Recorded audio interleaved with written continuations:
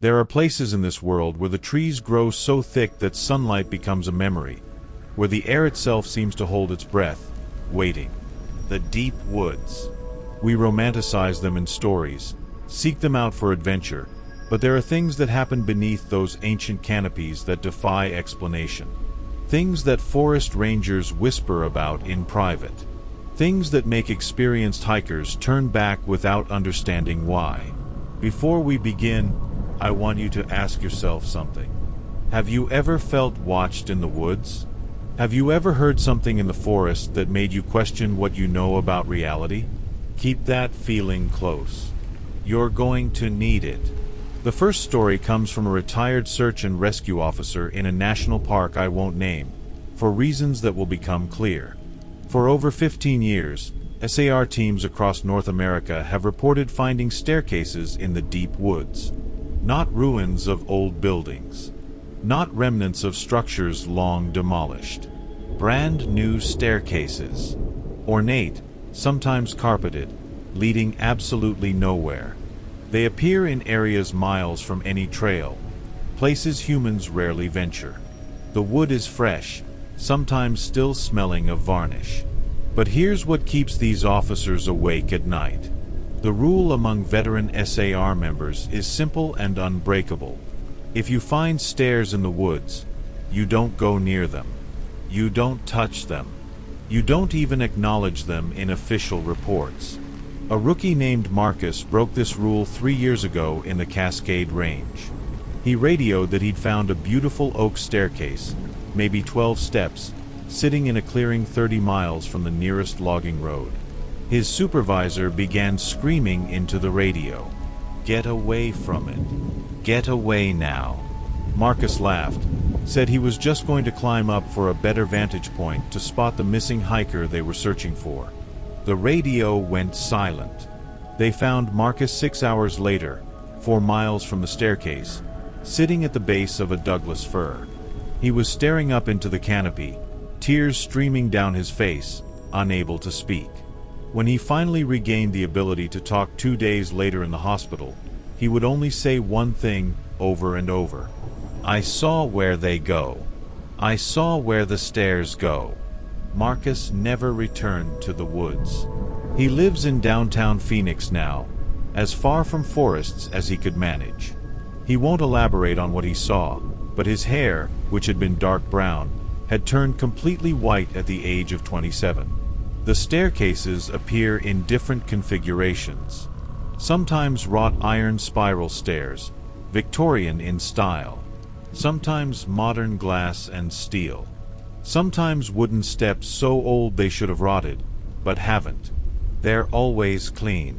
No leaves on them, no moss, no weathering. As if they're regularly maintained by something. SAR teams have tried setting up cameras, but electronics malfunction within 50 feet of the structures. Compasses spin. GPS units show impossible coordinates. Phones die even with full batteries. The prevailing theory among those who know about them is that the stairs are a kind of test, or perhaps a lure, because people who climb them sometimes come back different, or don't come back at all. And the most disturbing detail? They move. A staircase documented in one location will vanish, only to appear weeks later miles away, in someone else's search grid. What could construct such things? What purpose could they serve? These questions hang over every search and rescue operation in the deep wilderness, unspoken but always present. The second story takes us deeper still, to a phenomenon that multiple sources have documented but no one can explain. The dead zones. Have you ever noticed how the forest has a soundtrack? Birds calling, wind through leaves, the skitter of small animals in underbrush, branches creaking. This audio landscape is so constant that we stop noticing it, until it stops. Hikers and hunters have reported stumbling into areas where all sound ceases. Not muffled, not quiet, completely, utterly absent. You can shout and hear nothing. Clap your hands next to your ear and perceive only the faintest sense of impact. These zones of absolute silence appear without warning, usually several miles into old-growth forest. They're circular, ranging from 50 to 200 feet in diameter. And they're growing. A mycologist named Dr. Sarah Chan encountered one while studying fungal networks in the Olympic National Forest. She described crossing an invisible threshold and having the world go silent so abruptly that she thought she'd gone deaf. She screamed, saw her breath condensing in the cold air, saw her throat working, felt the vibration in her chest, but heard absolutely nothing. Not even the sound of her own heartbeat in her ears. The panic was immediate and primal. Dr. Chen stumbled backward and suddenly, like flipping a switch, the forest sounds rushed back in. She marked the spot with GPS and returned with colleagues and audio equipment. Their recordings are disturbing.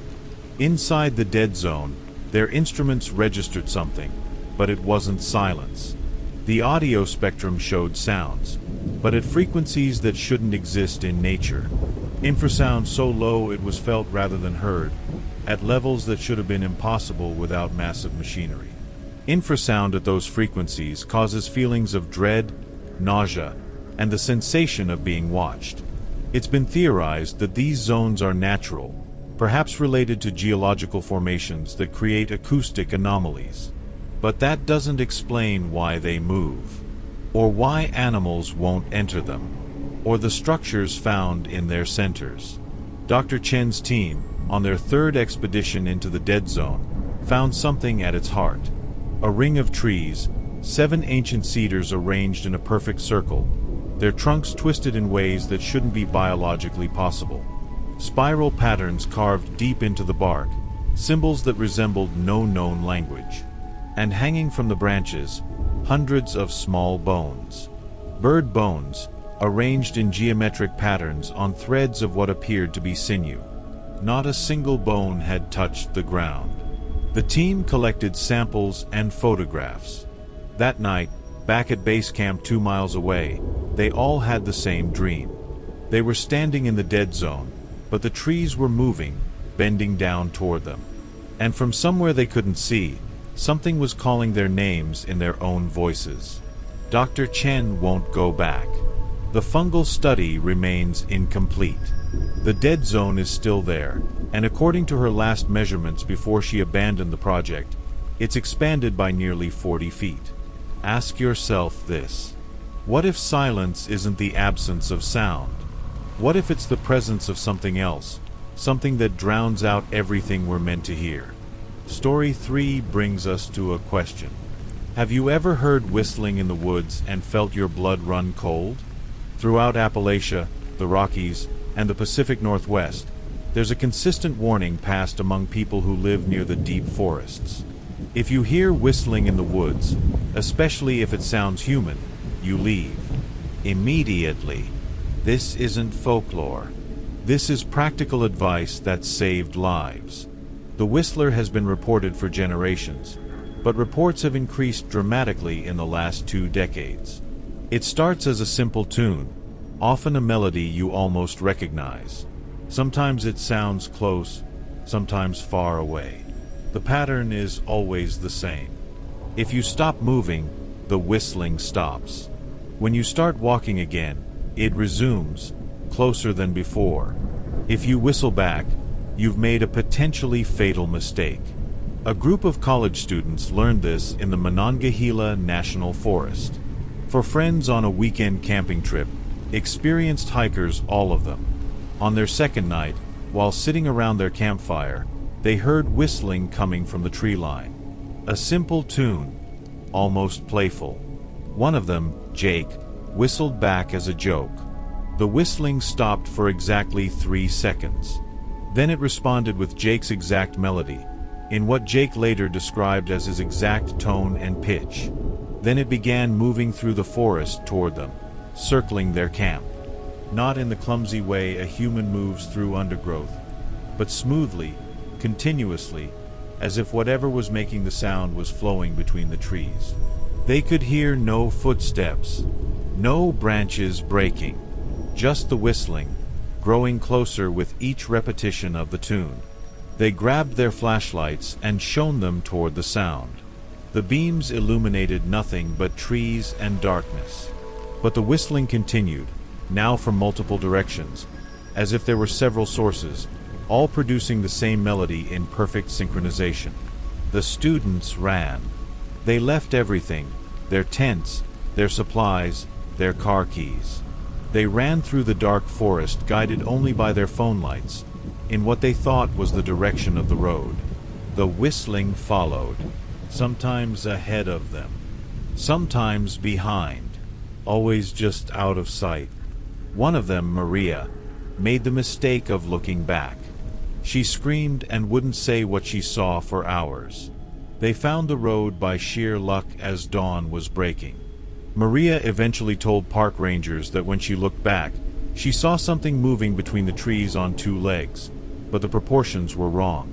Too tall, too thin, with limbs that bent at too many joints. And where its face should have been, there was only a hollow darkness, but the whistling was coming from there, impossibly loud. Park rangers found their campsite 3 days later. The tents were shredded, not cut but torn, as if by enormous hands. Their supplies were scattered but not eaten or stolen. And in the dirt around the dead campfire, there were prints. They started as human-like footprints, bare feet, size unknown because the prints were smeared. But as they circled the camp, they changed, elongating, the toes spreading wider apart, until they no longer resembled anything that should exist. The trail of prints led deep into the forest, where rangers refused to follow. There's a theory, unconfirmed and unprovable, that the whistling is a form of echolocation. That whatever makes the sound is mapping its environment, and mapping you, learning the shape of you. And those who whistle back are providing it with something more, a pattern of behavior, a voice, a part of themselves to mimic. The question that haunts researchers is simple.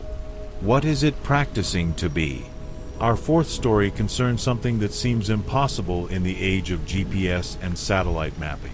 People getting lost not in the traditional sense, but lost in space that shouldn't exist. The loop phenomenon.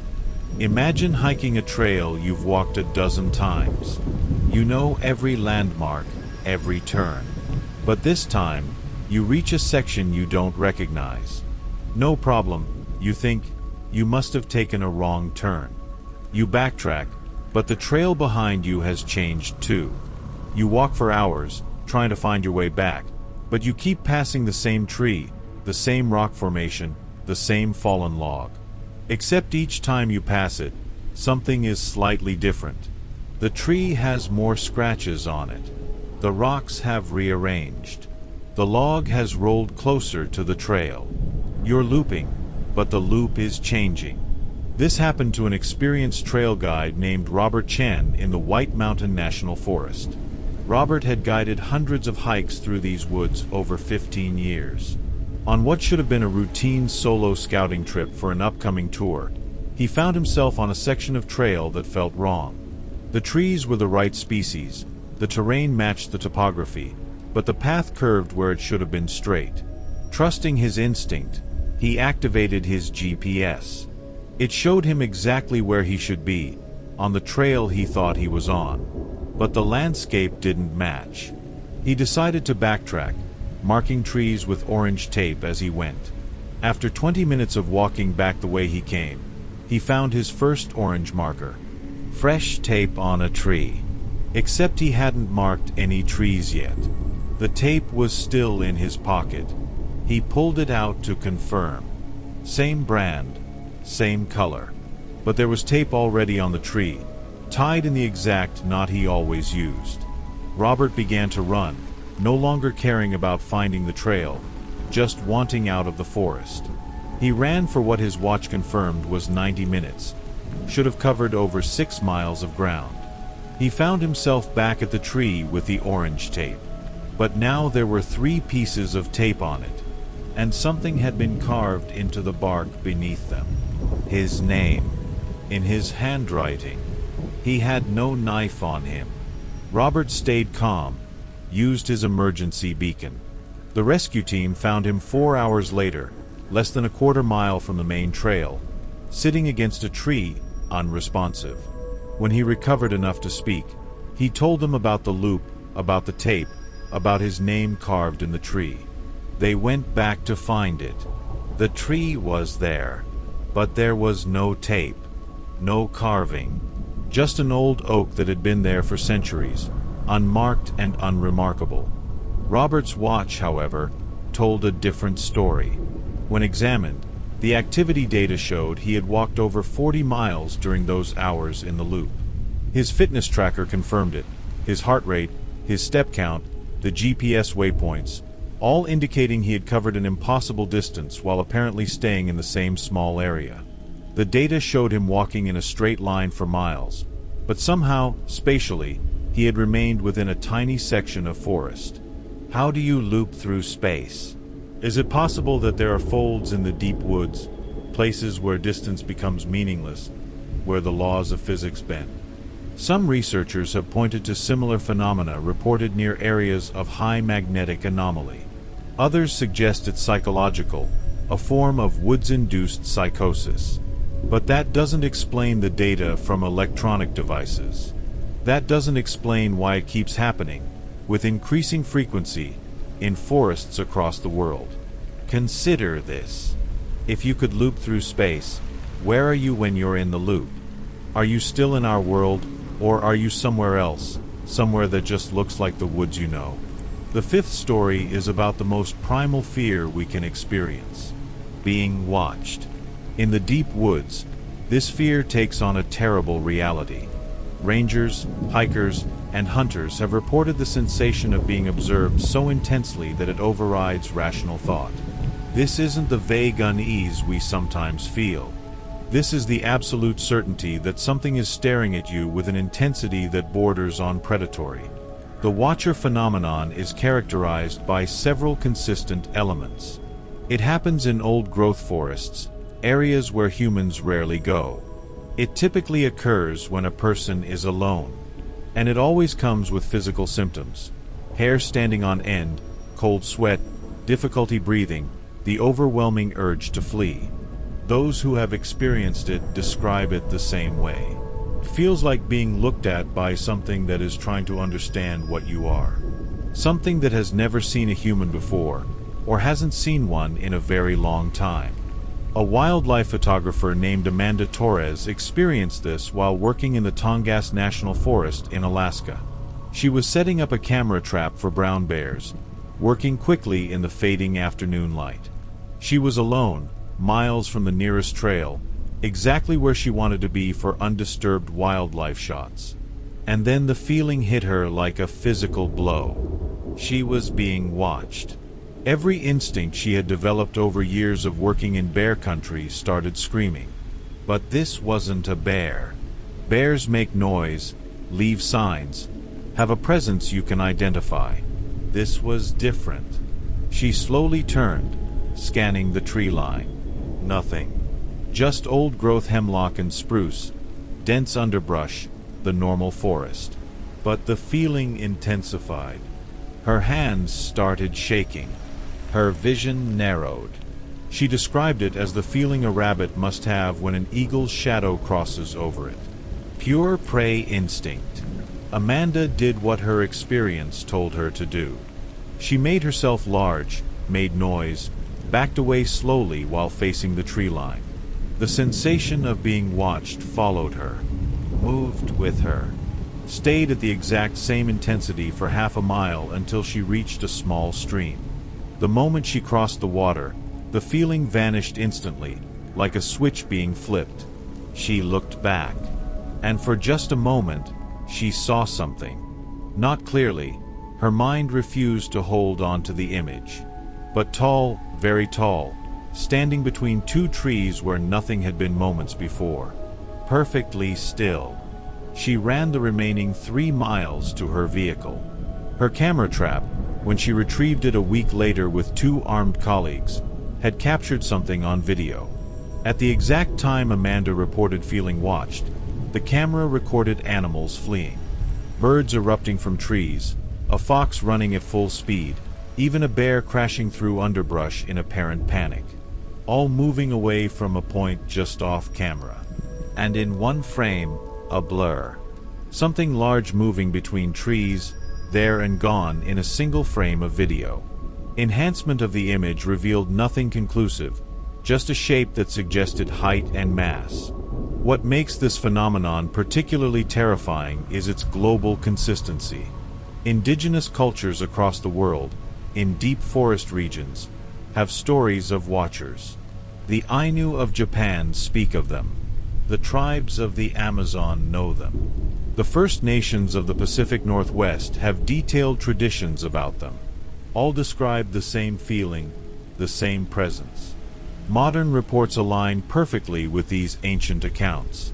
This suggests either a universal human psychological response to certain forest environments, or something real that has been in these woods longer than we have.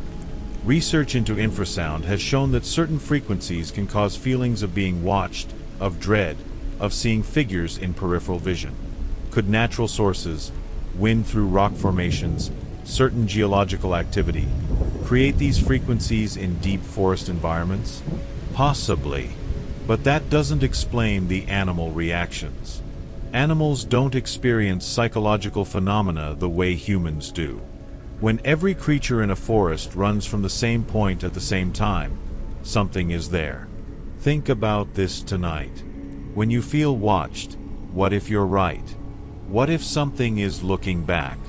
Story 6 takes us into the realm of ritual and the deeply unsettling question of who else might be using the woods. In remote areas, far from maintained trails, hikers have discovered what are called offering trees. These are trees, usually old and distinctive, decorated with objects. At first glance, they might seem like folk art or harmless pagan rituals. Ribbons, small dolls, carved wooden symbols, photographs. But look closer and the wrongness becomes apparent. The photographs are of people, but their faces have been scratched out or burned away. The dolls are made from natural materials, moss and sticks and animal fur, but they're disturbingly proportioned, wrong in ways that make your skin crawl. The symbols carved into the trees are deep, cut with considerable effort, and they match no known alphabet or indigenous tradition. These offering trees appear in different forests with no apparent connection, but they share common elements that suggest a single underlying purpose. A folklore researcher named Dr. Michael Reeves has studied over 30 offering trees across 7 states. His findings are disturbing. The trees are always in locations that are difficult to access, requiring hours of off-trail hiking through challenging terrain. They're always old, at least 200 years, often much older. And when he had samples tested, he found traces of human blood on most of them, worked into the carvings, sometimes decades old. The offerings themselves follow patterns. They're arranged in groups of 7 or 13, never any other number. They're refreshed regularly. Dr. Reeves set up trail cameras at 3 sites. At one, the camera was destroyed, torn from the tree and smashed. At another, the camera simply vanished despite being locked in a security box bolted to the trunk. At the third, the camera captured footage. Someone, or something, approached the tree at 3:17 a.m. The figure was wearing what appeared to be a cloak made of moss and bark. Its movements were wrong, jerky, as if it wasn't accustomed to walking upright. It added to the offerings, hanging something small from a branch. Then it turned toward the camera. The footage corrupts at this point, breaking into digital artifacts. When it clears 5 seconds later, the figure is gone. Dr. Reeves retrieved what had been added to the tree. It was a small bundle, carefully wrapped in leaves and bound with human hair. Inside was a Polaroid photograph of a family at a picnic, dated 1987. The faces weren't scratched out. Not yet. On the back, written in shaky handwriting, was a name. The name matched a missing person case from 1989, a woman who vanished during a solo hike in that same forest and was never found. How did whoever left this offering have a photo from her personal life? Why was it being placed there decades later? Dr. Reeves contacted law enforcement, but what could they investigate? Strange decorations on a tree weren't illegal, and the missing person case had gone cold long ago. But it raised a horrifying possibility. Are the offering trees markers? Trophies? And if so, what happened to the people in the photographs? There's a theory in anthropological circles, spoken about quietly, that some rituals never died out. That in the deepest woods, far from civilization, practices that predate modern religion continue. Not performed by groups we know about, not documented in any tradition we recognize, but ancient, continuous, and ongoing. The offering trees might be evidence of this. Or they might be something else entirely, something using the appearance of ritual for purposes we can't understand. Indigenous elders in several regions have warned researchers not to touch the offerings, not to disturb the trees. When pressed for why, the response is always the same. Because they'll know. They'll know you touched it, and they'll come looking for you. 3 researchers who removed offerings for study have reported the same experience afterward. The feeling of being followed, not just in the woods, but in their daily lives. Seeing figures at the edge of their vision. Hearing tapping on windows at night. All 3 eventually returned what they had taken to the original trees. The experiences stopped immediately.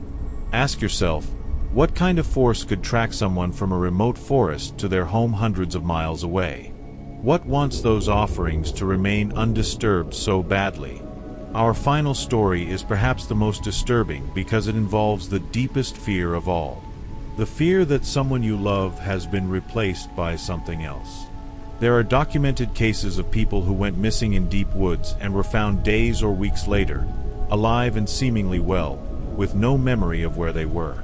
They're medically healthy, they recognize their families, they have all their memories up to the point of disappearance. But something is off. Family members report subtle changes. The way they move is slightly different. Their speech patterns have changed. They have different preferences in food, different reactions to familiar things. And their eyes, multiple witnesses describe their eyes as different, though they can't explain how. The medical term is dissociative fugue state, a psychological condition. But what if it's something else? The case of Daniel Pritchard is illustrative. Daniel, a 32-year-old accountant, went on a solo backpacking trip in the Shoshone National Forest. He was an experienced hiker, had made the same trip several times before. On day 3, he failed to check in via satellite messenger as planned. Search and rescue deployed. They found his camp intact, his gear untouched, but Daniel was gone. The search continued for 11 days, covering over 200 square miles. On day 12, Daniel walked out of the forest on his own, emerging at a trailhead 30 miles from his last known location. He was clean, not dehydrated, not malnourished, showing no signs of having spent 12 days surviving in the wilderness. He had no memory of the missing time. He remembered setting up camp, going to sleep, and then waking up at the trailhead. Medical evaluation found him in perfect health. Too perfect, actually. A small scar he'd had on his hand from a childhood injury was gone. A chronic back problem he'd had for years had vanished. He was returned to his family. His wife, Jennifer, noticed the changes immediately. The way he held his fork, switching from his left hand to his right. His coffee preference changed from black to heavily sweetened. He knew all the facts of their life together, could answer questions about their history, but he didn't react emotionally the way he should. When she showed him their wedding photos, he looked at them with interest, but not recognition, not love. Like he was looking at strangers. She took him to neurologists, psychologists, convinced something was medically wrong. Every test came back normal. But Jennifer knew. This looked like her husband, sounded like her husband, had his memories. But it wasn't him. The breaking point came 3 months later. Their dog, a golden retriever Daniel had raised from a puppy and adored, wouldn't go near him. The dog would bark and growl whenever he approached, hackles raised, showing fear and aggression it had never displayed before. Animals know. They can sense things we've rationalized ourselves out of perceiving. Jennifer filed for separation. Last anyone heard, Daniel was living alone, working a job, functioning normally by all external measures. But those who knew him before maintain that he's different. Some speculate that extreme trauma can change personality fundamentally. Others point to potential brain injury that tests might have missed. But there are too many cases like this, people who come back from extended disappearances in deep woods subtly wrong, for it to be coincidence. There's a theory, purely speculative but persistent, that something in the deep woods can take people and send back copies. Not perfect copies, but close enough. Why? Perhaps to observe us, to learn about us. Perhaps for reasons we couldn't understand if they were explained. The implications are nightmarish. How many people walking around, living normal lives, came back from the woods different? How would we know? How could we test for something like that? There's one final detail from Daniel's case that never made it into official reports. During the search, before he emerged, one of the SAR team members reported finding a circle of stones in a remote area miles from any trail. In the center of the circle was a pile of Daniel's clothing, neatly folded.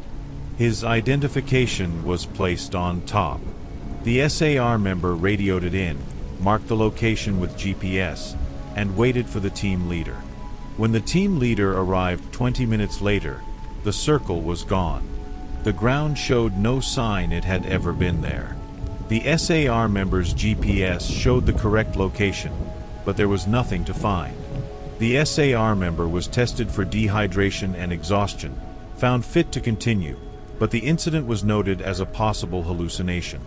When Daniel walked out the next day wearing the same clothes that had supposedly been found in the stone circle, no one knew what to make of it. So it was filed away, forgotten in the relief of a successful rescue. But the SAR member quit the service 6 months later. When asked why, she would only say that she couldn't shake the feeling that they hadn't rescued Daniel. They'd retrieved something else, something that was sent back in his place. So we return to the questions we started with. What is in the deep woods? Why do these phenomena cluster in places far from human civilization? Some might say these are just stories, explainable by psychology, by coincidence, by the power of suggestion. But the consistency across time and geography suggests something more. Indigenous peoples worldwide have always known that the deep forest is not ours. That there are places we shouldn't go, things we shouldn't see, rules we must follow to remain safe. Modern society has forgotten this, treating wilderness as a resource, a playground, something to be conquered. And perhaps that's when the phenomena increased. Not because anything changed in the woods, but because we stopped respecting the boundaries that once kept us safe. The deep woods are older than human civilization. The old-growth forests we have left are remnants of ecosystems that covered continents for millions of years before we existed. In that time, in that vast expanse of green darkness, what might have developed? What might call those places home? We assume we're alone on this planet, that we're the only intelligence, the apex predator, the dominant species. But dominance is contextual. In our cities, our towns, our cleared land, perhaps we are. But in the deep woods, in the places where sunlight struggles to reach the forest floor, where the trees have stood for centuries and will stand for centuries more, we're visitors. Trespassers, even. And something doesn't like trespassers. If you go into the deep woods, follow the rules that rangers won't put in their official guides but will tell you quietly if you ask. Stay on marked trails. Don't go alone. If you feel watched, leave immediately. Don't investigate strange sounds. Don't approach structures that shouldn't be there. If you find offerings or symbols, don't touch them. If the woods go silent, run. Don't whistle in the forest. And if someone you love goes missing and comes back, watch their eyes. You'll know if something is different. You'll know. The woods are beautiful, ancient, awe-inspiring. They're also not entirely ours, and they hold secrets that perhaps we're not meant to understand. 7 stories, 7 warnings, 7 glimpses into the reality that lurks beneath the canopy. The staircases that lead nowhere our maps acknowledge. The zones of silence that expand year by year. The whistler that mimics what it means to consume. The loops in space where distance loses meaning. The watchers that have observed us far longer than we've known they existed. The offering trees that mark rituals we've forgotten or never knew. And the ones who come back wrong, wearing familiar faces like masks. Sleep well tonight, knowing that somewhere, in forests that stretch for hundreds of miles in every direction, these phenomena continue. Someone right now might be climbing stairs they shouldn't have touched. Someone might be trapped in a loop, walking the same mile over and over. Someone might be hearing whistling getting closer. The woods don't stop being strange just because you're not in them. They're always out there, always waiting. And if you ever find yourself in the deep woods, miles from anywhere, and something feels wrong, trust that feeling. It's the oldest instinct we have, the one that kept our ancestors alive when they huddled around fires and heard things moving in the darkness beyond the light. That instinct knows. The deep woods remember what we've forgotten. That we're not alone. We never were.